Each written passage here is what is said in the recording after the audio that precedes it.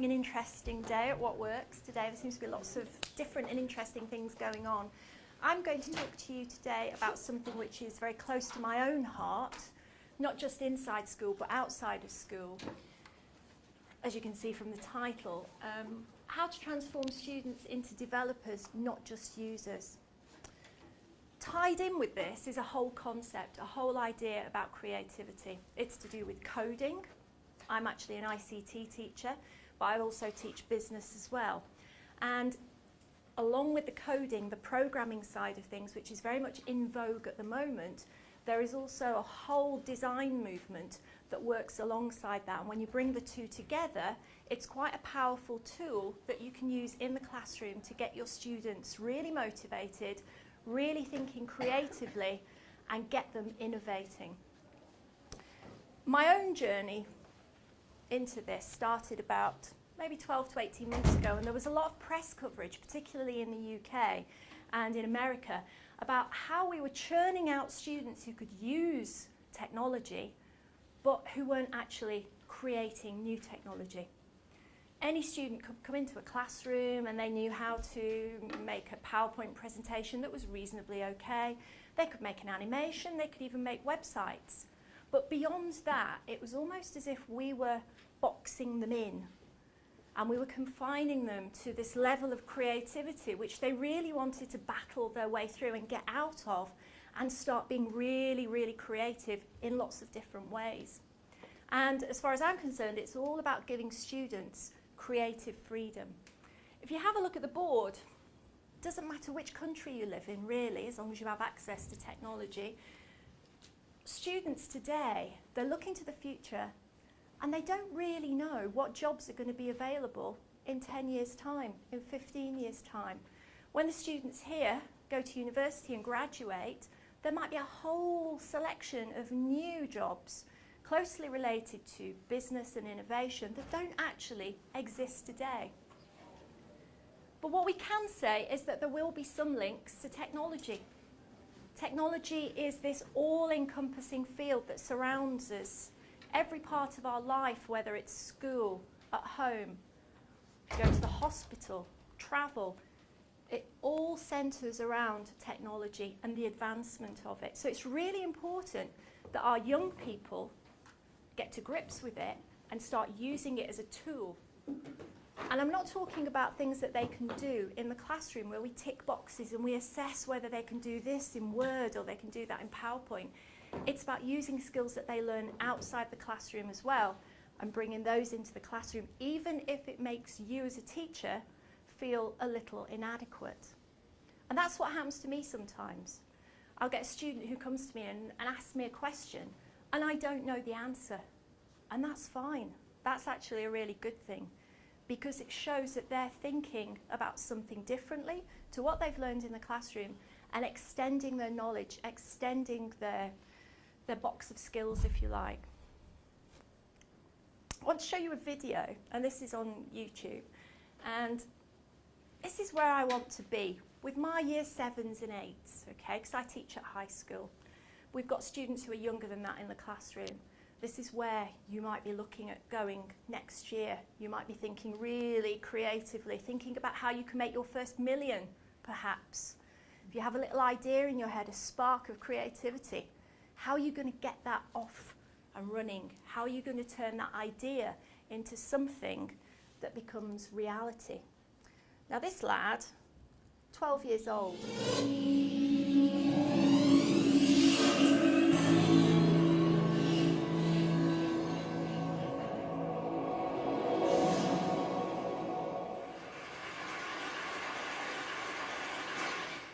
I've always had a fascination for computers and technology, and I made a few apps for the iPhone, iPod Touch, and iPad. I'd like to share a couple with you today. My first app was a unique fortune teller called Earth Fortune that would display different colors of Earth depending on what your fortune was. My favorite and most successful app is Bustin' Jeeber, which is a Justin Bieber whack-a-mole. I created it because a lot of people at school people disliked Justin Bieber a little bit, so I decided to make the app. So I went to work programming it, and I released it just before the holidays in 2010. A lot of people ask me, how did I make these? A lot of times it's because the person who asked the question wants to make an app also. A lot of kids these days like to play games, but now they want to make them. And it's difficult because not many kids know where to go to find out how to make a program. I mean, for soccer, you could go to a soccer team. For violin, you could get lessons for a violin. But what if you want to make an app? And the kids' parents might have done some of these things when they were young, but not many parents have written apps. Where do you go to find out how to make an app? Well, this is how I approached it. This is what I did. First of all, I've been programming in multiple other programming languages to get the basics down, such as Python, C, Java, etc. And then Apple released the iPhone, and with it the iPhone Software Development Kit. And the Software Development Kit is a suite of tools for creating and programming an iPhone app. This opened up a whole new world of possibilities for me. And after playing with the Software Development Kit a little bit, I made a couple apps. I made some test apps. One of them happened to be Earth Fortune, and I was ready to put Earth Fortune on the App Store. And so I persuaded my parents to pay the $99 fee to be able to put my apps on the App Store. They agreed, and now I have apps on the App Store. I've gotten a lot of interest and encouragement from my family, friends, teachers, and even people at the Apple Store, and that's been a huge help to me. I got a lot of inspiration from Steve Jobs, and I started an app club at school, and a teacher at my school is kindly sponsoring my app club. Any student at my school can come and learn how to design an app. This is so I can share my experiences with others. There's these programs called the iPad Pilot Program, and some districts have them. I'm fortunate enough to be part of one. A big challenge is, how should the iPads be used, and what apps should we put on the iPads? So we're getting feedback from teachers at the school to see what kind of apps they'd like. When we design the app and we sell it, it will be free to local districts and other districts that we sell to.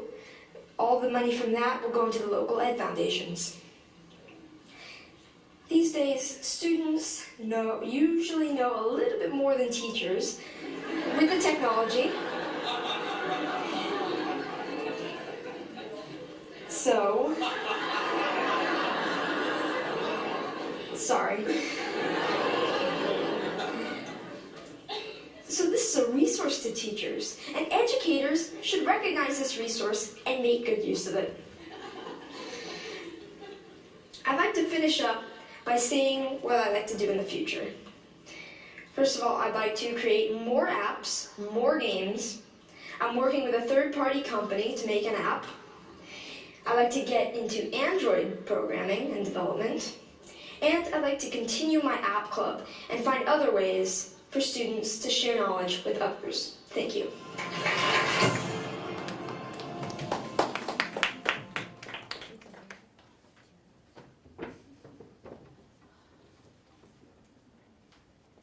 Now, that young man is probably a little bit unusual, okay? It would be fantastic if we had a school full of young people like that who excelled in different areas and thought creatively about everything. The interesting thing about that is all the skills that he learned and used to put his app on the App Store, do you think he learned them in school? No. He taught himself at home, but what his teachers did and what his parents did were they supported him.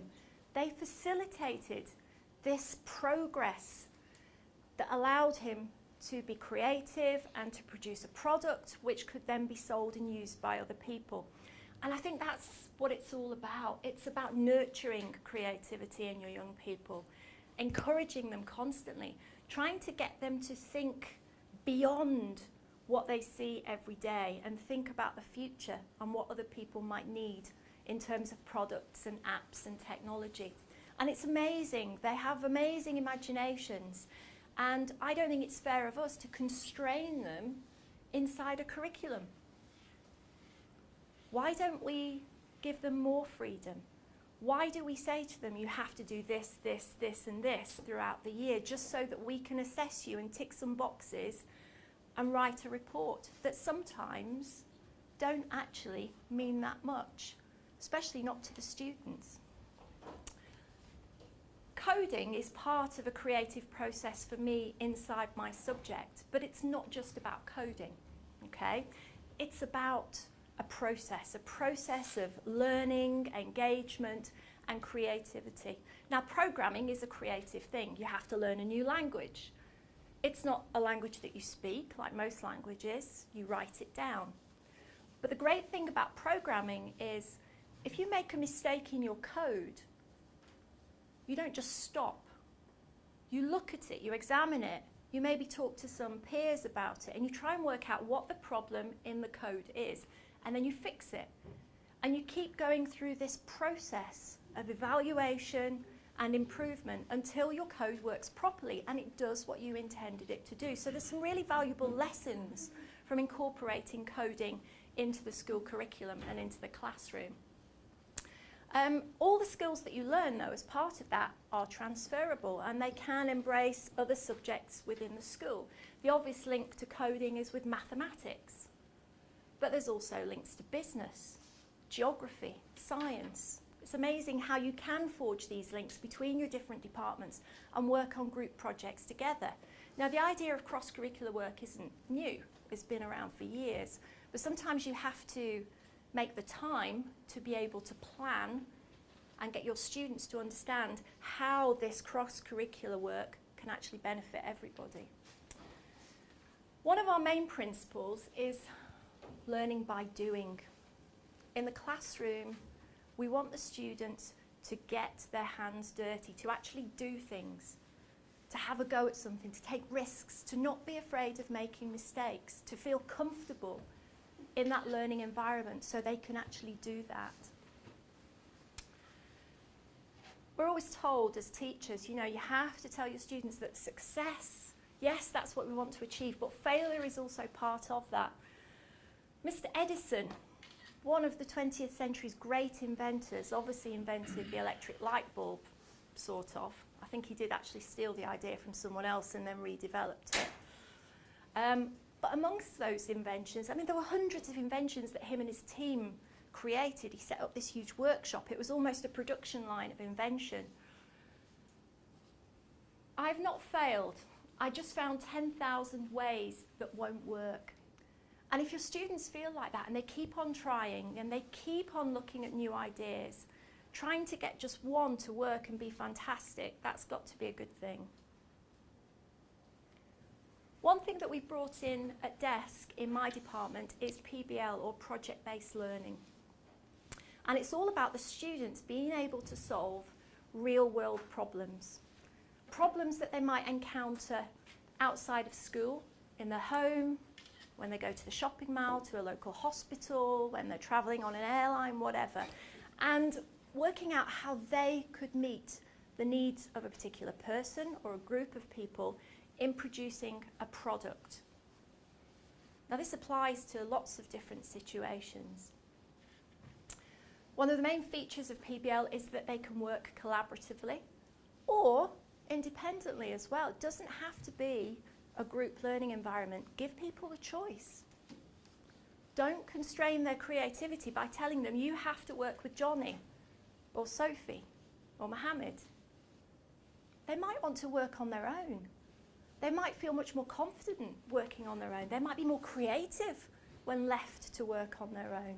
They can still discuss their ideas with people around them, with their peers, with the teacher. But we have to give them a little bit of creative freedom. The sharing ideas, that's also really important.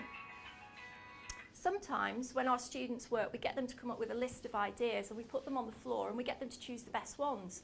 And there might be 25 ideas on the floor. We take the top 5 and we say, right, these are the 5 we're going to work with. So the students might not actually work with the original idea that they came up with. But this is what would happen in industry. This is what would happen in the real world. If they're working as part of a project management team, they might not be working on their own idea, but they still have to work towards achieving the goal. Gallery critique. I'm going to show you a video in a few minutes from a primary school that employs this to help students evaluate and constantly improve their design work. And it's really important that the students know how to do that from an early age. The first product they make should never be the final product. It's like when Ford make a new motor car. That initial prototype is never going to be the one that goes onto production line. It has to be tested, refined, they gather feedback, they get opinions, they road test it, and there's an incremental series of steps that they go down before that finished perfect product makes it out into the showrooms. And the students need to grasp that idea as well. The first thing they make will never be perfect. They have to refine the ideas. Feedback is really important as well. Most of you probably use that anyway, I mean peer assessment. And the incremental design, as I've just mentioned, those series of steps that they need to go through. This is the video. Some of you might have seen it before. It's called Austin's Butterfly, and it's by a chap called Ron Berger. Works in a school in America, an elementary school, which is for the younger students. And you'll see what I mean when you watch this. What would you guys say to teachers if they're not getting high quality work? Could they learn something from this, and what would you say to them that they could do differently in their classroom? This is a story called Austin's Butterfly, and it's a true story about a first grade boy, and his name is Austin, and he goes to school, or used to go to school, in a town called Boise, Idaho. And in his class in Boise, Idaho, they were studying butterflies, and he had to do a project. His job in first grade was to draw a butterfly, and this is the butterfly that he picked. Austin had to use this photograph as his model, and he had to draw an accurate scientific drawing of this butterfly. This is called a tiger swallowtail. I knew it! Can you tell Toby why it's called tiger? Because it kind of has the stripes of the tiger right there. Good. So here was Austin's job. He was supposed to do a scientific drawing of that butterfly. But remember, Austin was only in first grade. And you know what he did? He forgot to look like a scientist carefully. He got his paper and he just started to draw the image of a butterfly that he had in his head. And he wasn't looking like a scientist, and so this is what he drew. Whoa. It's not bad, and it is a butterfly, but does it look exactly like this? No, it doesn't yet. It doesn't look exactly like this yet. Luckily, this wasn't a regular school where Austin went. It was an expeditionary learning school, just like Presumpscott School. And so they didn't look at this and say, good, Austin, you're done. They said, Austin, good start. Now we can start giving you critique so you can do a second draft and make it better, and a third draft and make it better, and you can make it much, much closer to this. And he was ready to go. All of the first graders in his critique group sat on the floor like you guys are, and they decided to split their advice into two kinds. First, just the shape of the wings. And then when the shape was right, they'd give him advice about the pattern inside the wings. Alia, what would you say? You can make it much pointier. Good. These wings could be much pointier. Who else would add something? Atak, what would you say? How about the angle? Because, not to be mean about Yes. the angle, it's just not exact, so... Okay, so show me. Come on up here, Atak. Show me what you would ask him to do slightly differently. like to make it a little longer, Longer where? Draw where you would do it. right there. Okay, so pull this out longer. Yeah. That's very specific, Atak. Thank you. Jamila, what would you say? It's like triangle. Good. Jamila, I love that. So you're saying more like a triangle shape. And I agree. Well, you know what? Those first graders came up with most of those same ideas. And you know what Austin said? He said, okay, I'll come try. And he went back to his seat and he drew this. Wow. Does this look more like a triangle? Yeah. Yeah. Did he go out further, like Atak was suggesting? Yeah. Did he add some jaggedness here? Yes. Like Cindy, did he get rid of that bottom thing? Yeah. So he did listen to his friends, and he made it better. It's not perfect. Toby, what would you say? I'd say don't put those little tail things so pointed in. I'd say put them more pointed down. Good. Okay, Ethan, what would you say? I think you should make the wings like this, not like just like Okay, he listened to his friends, and they said, this is really a lot better, Austin. That second draft really is better. maybe you can make a third one. Good, maybe he could make a third draft. And so he did this draft. That's his third draft. That's his third draft, Hadley. That's just right. Elijah, what do you notice there? Well, one wing's more pointed than the other, and that side is a little bit higher than the Good. Coburn? Right here, it doesn't have the inside thing still. Ah, okay. Needs a little bit more of that notch. So, do you think maybe he should do a fourth draft? Yeah. Well, that's just what he said. He said, shoot, okay, I got round again. I'll go back and do a fourth draft. Listen. He listened. Does it look more even like Elijah was suggesting? Yes. Yeah, and does it look like it's coming out a little sharper, like Cindy was suggesting? And like Attack was saying, it's a little, the angle looks a little better. So now Austin was feeling really good. He said, am I ready to add some pattern? And they said, okay, why don't you try adding some of the pattern? And he did. He's good at it. He is so good. And then they said, Austin, you're ready for color. Really? Let's look at his last draft. And what do you think? Did it come out really good? Yeah. Yeah. Actually looks wonderful. Let me show you where he started, just to give you a quick reminder. And then, what do you think about how much progress he made? And Tuck, what would you say about his progress? He made like a lot of progress. He persevered doing it. His friends were honest with him. What was it about the kinds of advice that they gave that allowed him to get better each time? Hassan?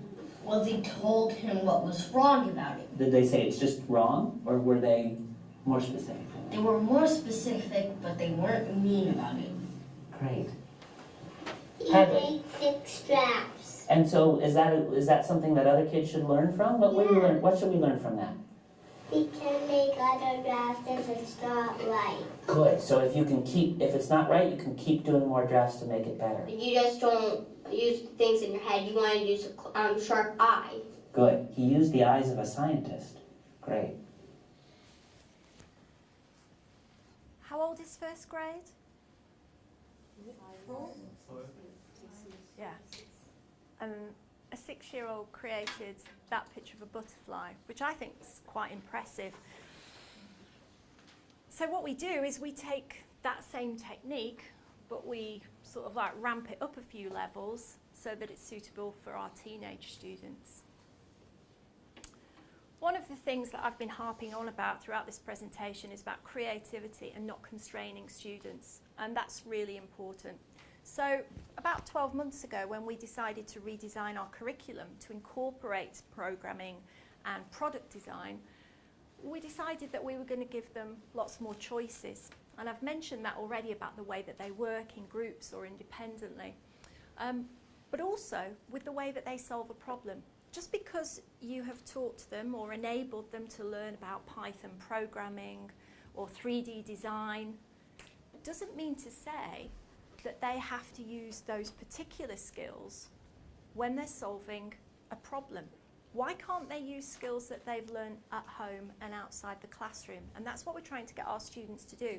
Yes, give them the choice. If they want to use the skills they've learned inside school, that's fine.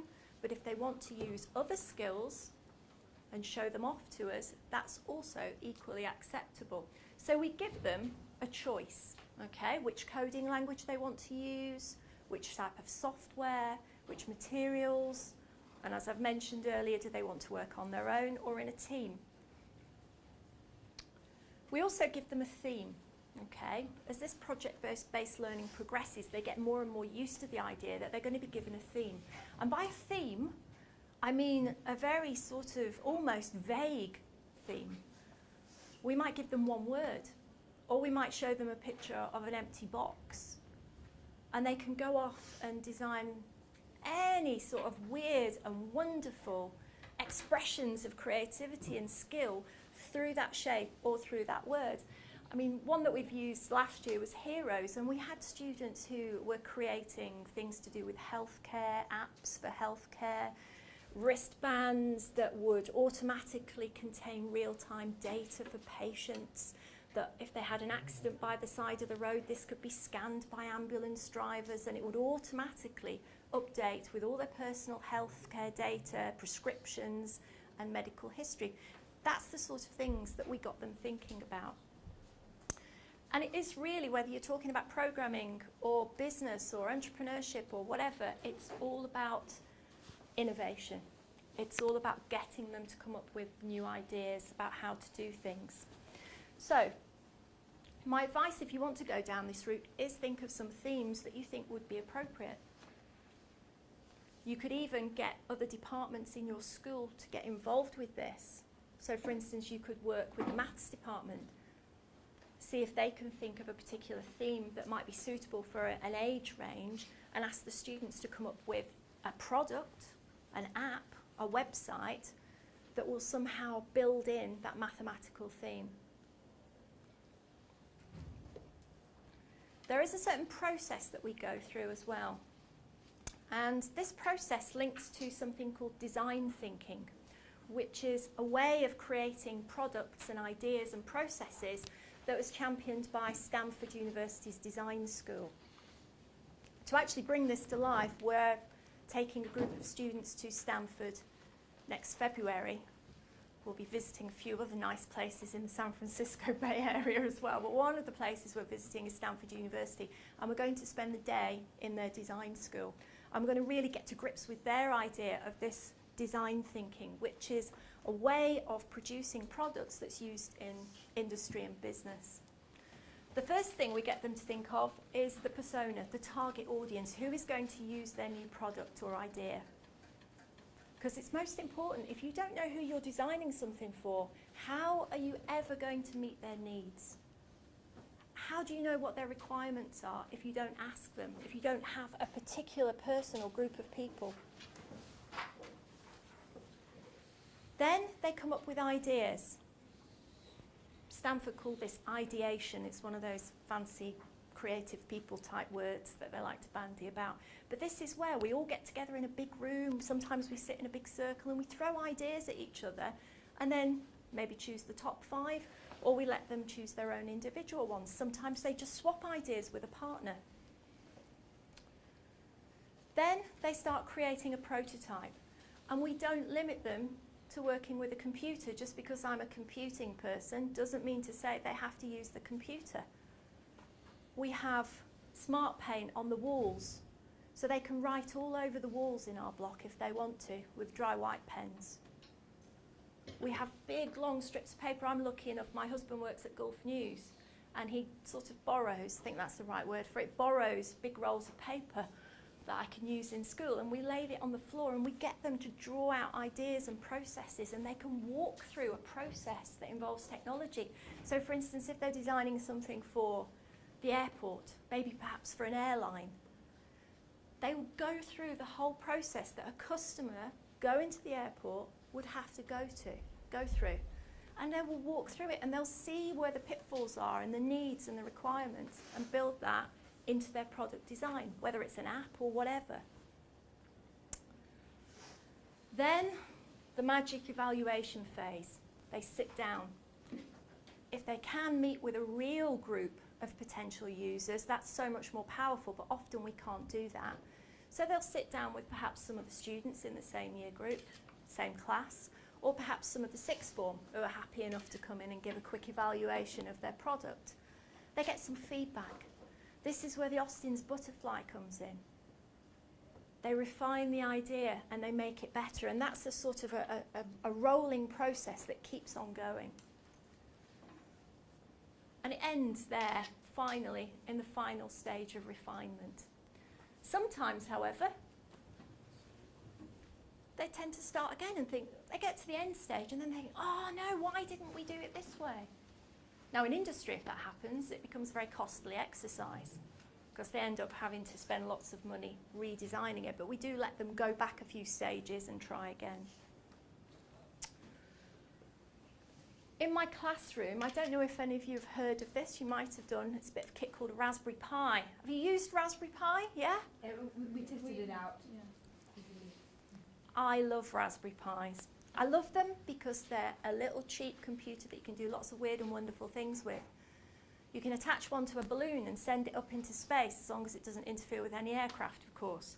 But you can take live streaming pictures if you attach a little camera to it.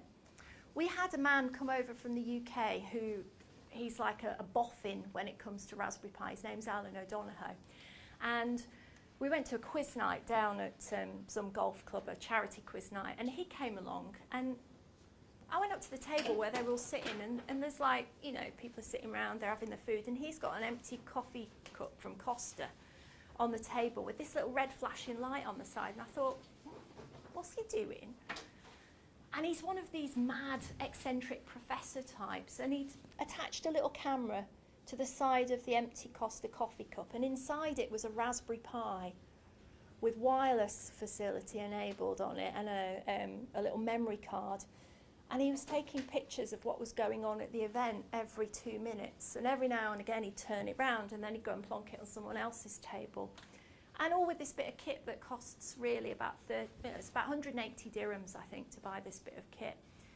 But the great thing about Raspberry Pis is you don't have to use them in the classroom. You get the students to get one and use it at home. Because in the classroom, they've probably got access to computers. Some schools have got iPads and goodness knows what else. But it's when they get home, yes, they've got the iPads, yes, they've got a computer, but give them something that they can really play with and get their hands on and make something with, and they absolutely love it. So I've got one of these set up in my classroom permanently, and I just say to the students at break time, if you want to come and have a play, have a play. I don't mind you coming in my room and using the equipment. Linked to the Raspberry Pi, this is another bit of electronic gadgetry called a makey-makey. And you can get the students to program it, and they can control computer games, I know this sounds a bit weird, by tapping bananas. And it helps them learn about how electricity is conducted and completing circuits, because the moisture in the bananas or the orange or whatever you choose to use, even human skin, once you complete the circuit, you become the controller for whatever it is that you've got in your program or on your screen. And we had an electronic piano, they were playing that by playing with bananas and oranges and grapes and all sorts of weird and wonderful things. But because it's a little bit different, they really, really enjoy it. And there is a learning aspect to it as well. This is one of our Year 8 students who made a mouse glove, completely wireless mouse glove. And I was a bit sceptical about it at first. I thought, oh, it's just a woolly glove and he's just stuck a few flashing lights on. But he did demonstrate it, and he had a dongle that he'd changed the software on and everything, plugged it into my computer, and away it went. He was controlling what was going on the computer. There was a mouse, little mouse wheel on each of his fingers, and it was really very clever. One of the things we do is we encourage the students to use free tools. We're a non-profit making school, so we have to be quite careful about our spending. So we're always on the lookout for tools that can supplement their learning, their design thinking. One of those is Tinkercad, which is a free online bit of software, really simple to use, and you can make some amazing 3D CAD style drawings, and it's really good for when you're creating products or prototypes. The students can use it, and they can use it at home as well. And the good thing about Tinkercad is it's a program that you can then, once they've built the drawing, you can download the drawing onto your 3D printer. Have any of you got 3D printers yet? No? They've started selling them at Jackie's apparently. Sorry, I'm a bit enthusiastic about 3D printers because I've seen a few of them in action, and I think they're absolutely wonderful for bringing this all to life. Because if you can get your students to create something in 3D on the computer, and then 2 minutes later they produce their own phone cover or model of something, that's got to be great. That's got to really get them excited about technology. In January, I went to an educational show. It's an education technology in London called the BET Show. I was lucky enough to go, and one of the inventions or creations, whatever you want to call it, I saw was, you know, these big interactive floors that you walk across and the leaves scatter and whatever. So I saw one of those, and I went over to the chap who was selling them, and I said, how much is that then? And he said, oh, that's £12,000. So how much is that? That's about 70-odd thousand dirhams. So it's quite a lot of money. And I thought, that's quite nice. So I came back to Dubai and I showed the students. Within a week, they'd made one, okay? So it's a smaller version because we had to use an old projector and we've got a webcam and we found some software and some other stuff to do it with. But now they can play interactive football on the floor outside the classroom. We use it for other things like announcing the star pupil of the month. You walk over it and the name appears and other news and things. So, but it just goes to show what you can do, and the students can see, the other students, the younger students in particular, oh, what's that? How did you make that? And it sort of promotes this idea of innovation, and yeah, you can do anything if you put your mind to it. My main mission at the moment is to get more students involved in technology and programming, because I really do think that it can open their minds. I know some of you in here might be more interested in the business side of creativity, but I'm going to tell you about this anyway. Oh, let me just go back. On the 19th of June, we'd like all the teachers in all the schools in Dubai, whether you're private, public, whatever, to take part in our Day of Code. Now, this is something that's sort of like sprung out of an original idea that took place in the United States in November. And it was organised by these people who are called code.org, and they have a website. If you ever want to have a look at it, they've got a lot of the resources on their website. And they offer, on their website, an introduction to coding, computer gaming, 3D design, all the sort of things that you could use for creating prototypes for new products. They're all free of charge, and they offer you like 1 hour lessons. So it's like an introduction. It's a little sort of thing to whet your students' appetite, if you like, and get them into this idea of technology and how it can be creative. So we're going to be working with them on the 19th of June. They're one of our, they've sanctioned us as a partner, so they're going to give us some materials that we're going to put online. The website is now up and running. So if between now and the 19th of June, you've got a free sort of like hour slot or 10 minutes, have a quick look, have a look at some of the resources and the links on there, and see if you could possibly get your students involved. Even if you say to your kids, look, there's going to be some things on this website that you might find interesting. Maybe at the beginning of June, ask them to have a look and see if they like some of the stuff on there. Okay? And I think that is just about it. I've put my email address on there just in case any of you want to ask me any questions about design thinking or anything like that, Day of Code, anything at all, I'll be happy to answer them. And that's the end of the presentation. Thank you very much. Has anyone got any questions?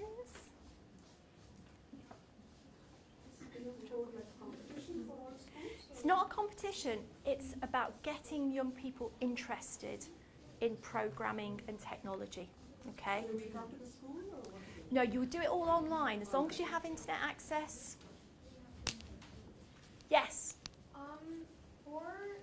You teach ICT, right? Well, it used to be ICT. Now, it's computing. Because we've sort of remodeled ourselves and rebranded ourselves. Yes, we've, oh, is it time to go? Oh, there we go. Oh, thank you very much. Oh, thank you, jolly good. So now, before, we used to just get kids to do really boring stuff, really. You know, they came into the classroom, they had the grey box in front of them, which was the computer, and you sat down and you made a PowerPoint presentation or a publisher document. Or if you were lucky, you might have got to dabble a bit with animation and a website. And then we thought, no, that's no good. You need more than that. You're entitled to more than that because you are so much more creative than that. So that's when we changed the curriculum to become computing or computer science, and we've brought in the programming, the 3D design, and all the other weird and wonderful stuff that goes with that as well. So I've sort of cut you off, haven't I? So I'm a computing teacher, but carry on, go on. So you're a computer teacher, and then are these students did they naturally create these things, or did you teach them? It's not so much about me teaching them, more about me encouraging them to find out about some of these things themselves. Yeah, it's to give them a little bit of confidence to think, I can do this. In fact, I can do anything if I put my mind to it. Yeah? But it's not about me teaching. Yeah, I can teach you how to program. If you want to be a great programmer, what do you need to do? Confident. You need a bit of confidence, and you need to go home, be passionate about it, and do more in your own time. Yeah? What you learn doesn't end in the classroom, does it? No. It goes much more beyond that. Yeah? Yes? What program did the kids use to make the interactive football? The interactive football, there's a free program online that you can get, which is called PoMotion. Okay? So how do you get it interactive with the floor? You hook up a webcam that's connected to the program. Okay? You have to do a little bit of fiddling about with it, and the webcam views the image. It's then screened through the projector. We used an old, you know the projectors that you have in the classrooms? Yeah. It's a bit smaller than that one, the one that we've got. It's an old VGA projector that nobody wanted anymore. We hooked that up onto the wall so it projects down. Picture from the webcam via the projector. And then the software, with a little bit of tweaking, allows you to move it and it becomes interactive. I think it's Flash-based, you know, Flash animation. I think that's the code that lies behind the program. Yes? And where can you buy Raspberry Pi? Sorry? Where can you buy Raspberry Pi? Okay, the best place to get them, I found, is online, okay, from a website in the UK that ships to the UAE. And you might think, oh, that's a bit of a hassle. I've got to have it shipped and it'll get stuck at Jebel Ali port for weeks on end. If you keep your order small, okay, that's the best way. So if you're just going to order like 1 or 2 for your mates and stuff, the website you want is called Farnell, okay? I think it's called Elements 14, and it's part of an electronics company from the States, but they sell online via the UK. If you go on the Raspberry Pi website as well, there's a link to their website from there. And they'll ship it, and I think I ordered 14 initially, and they were sitting on my desk 5 days later, which I thought was pretty blooming impressive, really, considering they'd come all that way, and the people at the ports or wherever, customs at the airport, hadn't opened them like they usually do with some of my stuff. So, yeah, so that's the best place to buy them, and you'll get the best price. I did go to a place down Shakeside Road, and the man tried to, let's just say, his pricing policy was very creative and inflated. But as business students, you'll understand the need to make a profit. Let's just say he was making a very nice profit out of me. So. Yes. You will be able to, yes. What we're going to... Yes, you'll be able to do whatever you want with them. So there'll all be things on there, and there'll be a lot of links to other websites where they have interactive software features online that you can use free of charge. It's all going to be, everything will be free of charge. There'll be nothing on there that's paid for. Everything will be open, and there'll be... Sorry? The stuff that's on the code.org website, you need to be connected to the internet, but some of the other things, there'll be some posters and all sorts of stuff. You can obviously download them and use them offline. So, any more questions? No? Brilliant. Thank you very much for listening. Thank you.